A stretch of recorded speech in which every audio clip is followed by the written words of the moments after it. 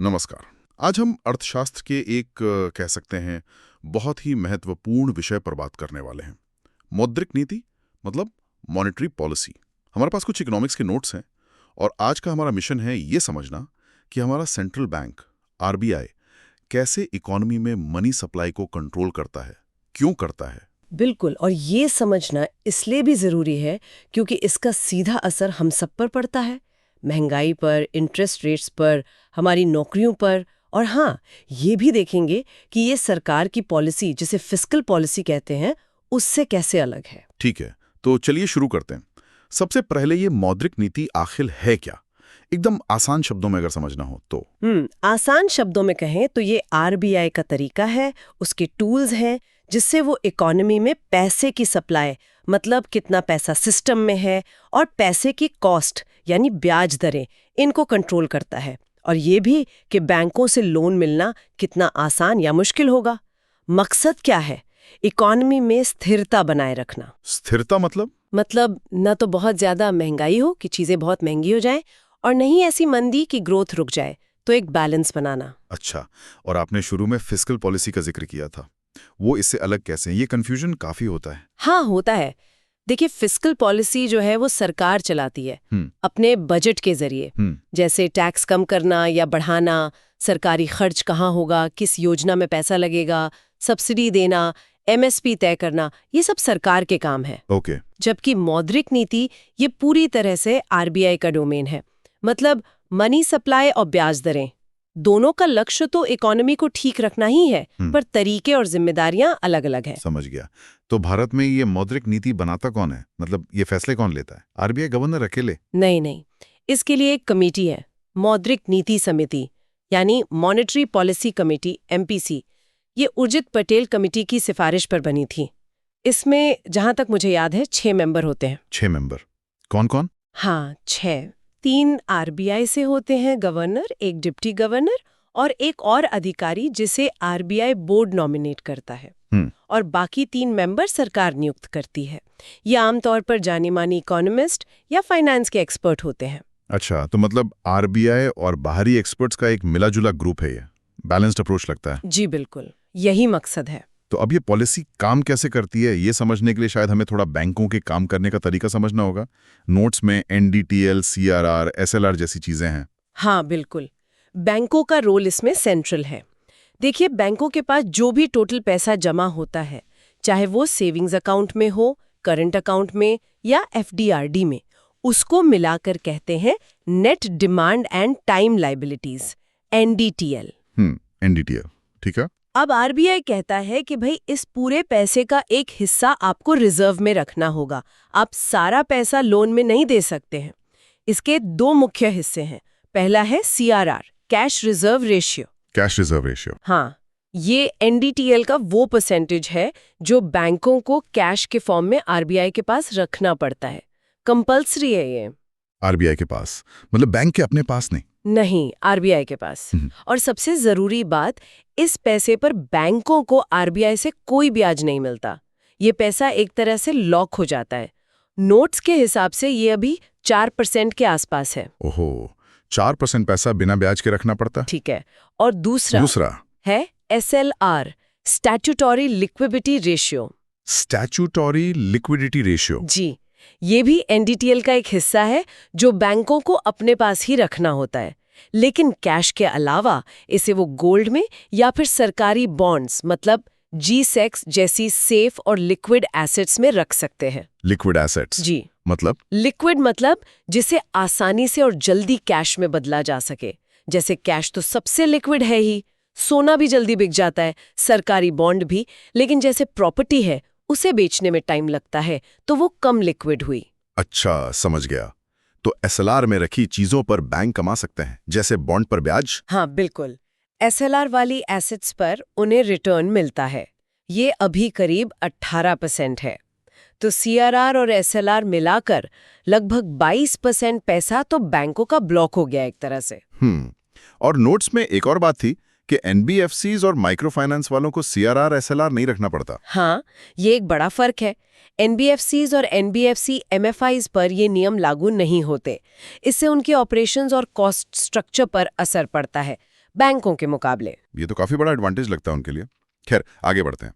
तो CRR, SLR तो हो गए, लेकिन आरबीआई के पास और भी हथियार होंगे मनी सप्लाई कंट्रोल करने के।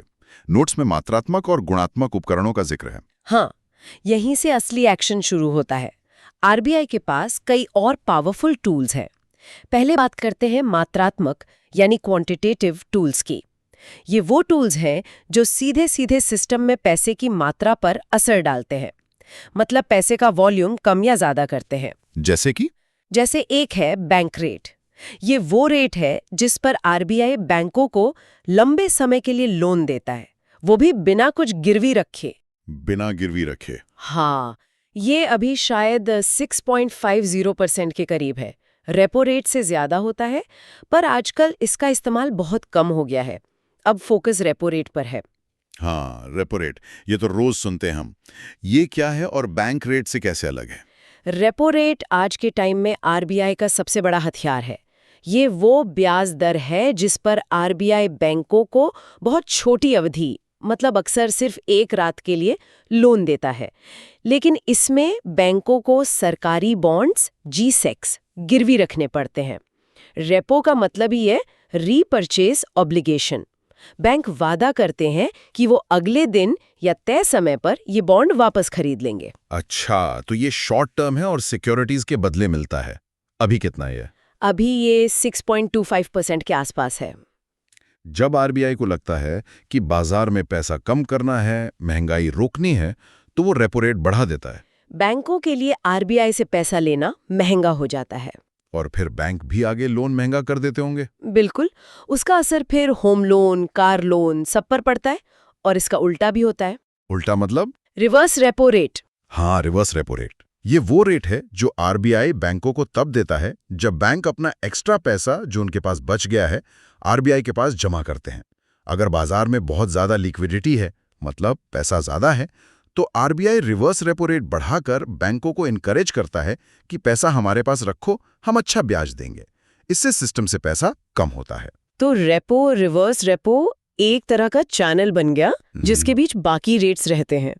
नोट्स में इन्हें मिला के LAF लिक्विडिटी एडजस्टमेंट फैसिलिटी कहा गया है। सही पकड़ा, LAF यही है। आरबीआई रोज इसके जरिए सिस्टम में लिक्विडिटी को मैनेज करता है। पर एक और बहुत बड़ा टूल है OMO, ओपन मार्केट ऑपरेशंस। जी, खुले बाजार के परिचालन। इसमें आरबीआई सीधे ओपन मार्केट में सरकारी बॉन्ड्स G-Secs खरीदता या बेचता है। ये LAF से अलग है क्योंकि ये सीधे मार्केट पार्टिसिपेंट्स के साथ होता है, सिर्फ बैंकों के साथ नहीं। अगर महंगाई ज्यादा है तो आरबीआई मार्केट में G-Secs बेचेगा, लोग और बैंक बॉन्ड खरीदेंगे, पैसा आरबीआई के पास आ जाएगा, सिस्टम में पैसा कम। और अगर मंदी है तो आरबीआई मार्केट से G-Secs खरीदेगा, वो लोगों और बैंकों को पैसा देगा और बॉन्ड ले लेगा। इससे सिस्टम में पैसा बढ़ेगा, लोन सस्ता होगा, डिमांड बढ़ेगी। ये बहुत पावरफुल टूल है। ये तो काफी डायरेक्ट तरीका है पैसा डालने या निकालने का। एक और चीज थी नोट्स में, MSF, मार्जिनल स्टैंडिंग फैसिलिटी। हाँ, MSF, इसे आप बैंकों के लिए एक इमरजेंसी विंडो समझ सकते हैं। अगर किसी बैंक को अचानक बिल्कुल रातों रात पैसे की जरूरत पड़ जाए, मान लीजिए CRR या SLR मेंटेन करने में दिक्कत आ रही है, तो वो MSF के तहत आरबीआई से लोन ले सकता है। अच्छा, इमरजेंसी के लिए? हाँ, ये लोन उनके टोटल जमा यानी NDTL के 2% तक हो सकता है। इसका रेट रेपो रेट से भी ज्यादा होता है, अभी बैंक रेट के बराबर यानी 6.5%। और इसमें वो अपने SLR वाले G-Secs भी गिरवी रख सकते हैं। बाप रे, कितने सारे रेट्स हैं। CRR, SLR, bank rate, repo, reverse repo, MSF, इन सब से आरबीआई पैसे की सप्लाई को फाइन ट्यून करता है। जी बिल्कुल। इसी से जुड़ा एक और कॉन्सेप्ट था नोट्स में, मनी मल्टीप्लायर। ये क्या चीज है? मनी मल्टीप्लायर, हाँ, ये दिखाता है कि बैंकिंग सिस्टम शुरुआत में जमा हुए पैसे से कितना गुना ज्यादा पैसा क्रिएट कर सकता है। सोचिए आपने बैंक में 100 रुपए जमा किए। अगर CRR 10% है तो बैंक 10 रुपए रखकर 90 रुपए लोन दे सकता है। वो 90 रुपए जिससे मिले वो उसे खर्च करेगा या बैंक में जमा करेगा। मान लीजिए जमा हुए तो बैंक उसका 10% यानी 9 रुपए रखकर 81 रुपीस फिर लोन दे देगा। अच्छा, ये चेन चलती रहती है। हाँ, ये प्रोसेस चलता रहता है और शुरू के 100 रुपए से इकोनॉमी में कई गुना ज्यादा पैसा बन जाता है। नोट्स में लिखा है जबकि मनी मल्टीप्लायर CRR का इन्वर्सली प्रोपोर्शनल है। MM inversely proportional 1 CRR। मतलब अगर RBI ने CRR बढ़ाया तो बैंकों की लोन देने की ताकत कम हो जाएगी और मनी मल्टीप्लायर इफेक्ट भी कम हो जाएगा। पैसा कम बनेगा। ओहो, तो सीआरआर का असर सिर्फ रिजर्व पर नहीं बल्कि पैसा बनने की पूरी प्रक्रिया पर पड़ता है। कमाल है। ये तो हुए क्वांटिटेटिव टूल्स। अब वो दूसरे वाले गुणात्मक यानी क्वालिटेटिव टूल्स क्या हैं? नोट्स में उनका भी जिक्र था। हाँ, क्वालिटेटिव या सिलेक्टिव टूल्स ये पैसे की मात्रा के बजाय उसके फ्लो की डायरेक्शन को कंट्रोल करने की कोशिश करते हैं। डायरेक्शन मतलब RBI ये चाहता है कि पैसा कुछ जरूरी सेक्टर्स में जाए और कुछ गैर जरूरी या स्पेक्युलेटिव सेक्टर्स में कम जाए। जैसे एक तरीका है क्रेडिट रैशनिंग। RBI बैंकों को कह सकता है कि भाई इस खास सेक्टर, मान लीजिए रियल एस्टेट या पर्सनल लोन, इसमें एक लिमिट से ज्यादा लोन मत देना। अच्छा, कोर्ट पारा तय कर देना एक तरह से। हाँ, फिर है कंज्यूमर क्रेडिट रेगुलेशन। अगर लोग कार, फ्रिज, टीवी पे बहुत ज्यादा लोन ले रहे हैं और महंगाई बढ़ रही है तो RBI इन लोन्स की शर्तें सख्त कर सकता है, जैसे डाउन पेमेंट बढ़ा दो या किश्तें कम कर दो। वैसे डिमांड कम होगी। बिल्कुल। तीसरा है मार्जिन रिक्वायरमेंट्स में बदलाव। जब आप लोन लेते हैं तो कुछ सिक्योरिटी जमा करते हैं। बैंक उसकी वैल्यू का 100% लोन नहीं देता, कुछ मार्जिन रखता है।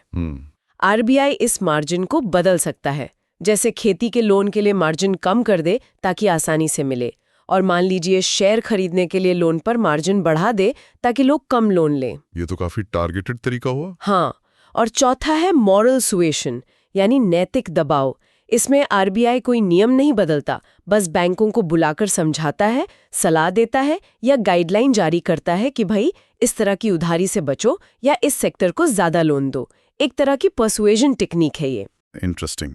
तो ये ज्यादा नुकीले हथियार हैं जो किसी खास जगह पर असर डालते हैं। अच्छा, एक और चीज, RBI जब पॉलिसी अनाउंस करता है तो एक स्टांस की बात होती है। हॉकिश है, डोविश है, ये क्या होता है? हाँ, स्टांस या रुख, ये बेसिकली RBI का मूड या इरादा बताता है कि वो आने वाले टाइम में पॉलिसी को लेकर क्या सोच रहा है। मोटे तौर पर 2 मेन स्टांस होते हैं। पहला है हॉकिश, बाज की तरह। हॉकिश मतलब सख्त। बिल्कुल। जब महंगाई बहुत ज्यादा होती है और RBI का मेन फोकस महंगाई को कंट्रोल करना होता है तो वो हॉकिश स्टांस अपनाता है।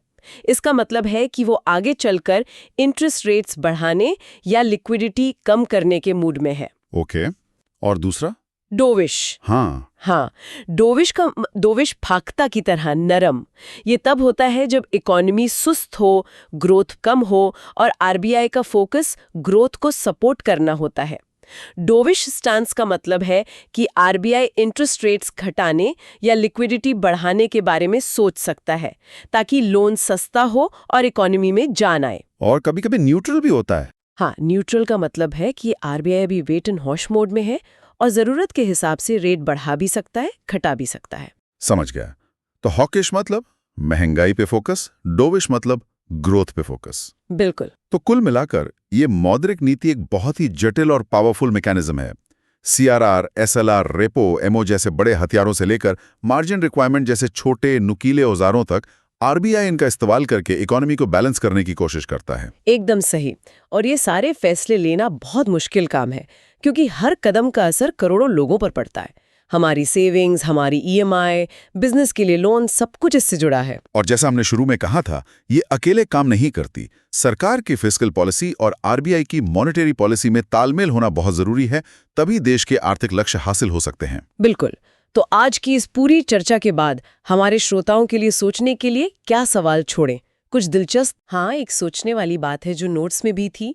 हम देखते हैं कि फेस्टिव सीजन में, जैसे दिवाली वगैरह पर, लोग बैंकों से कैश ज्यादा निकालते हैं, खर्च के लिए, गिफ्ट्स के लिए। इससे क्या होता है कि करेंसी डिपॉजिट रेशियो, मतलब लोगों के हाथ में कैश और बैंक डिपॉजिट का अनुपात बढ़ जाता है। लोग कैश ज्यादा रखते हैं। हाँ, ये तो होता है। तो सवाल ये है कि लोगों के इस बदलते व्यवहार का, मतलब ज्यादा कैश होल्ड करने का, मॉनेटरी पॉलिसी के ट्रांसमिशन पर यानी RBI के कदमों के असर पर क्या फर्क पड़ता होगा?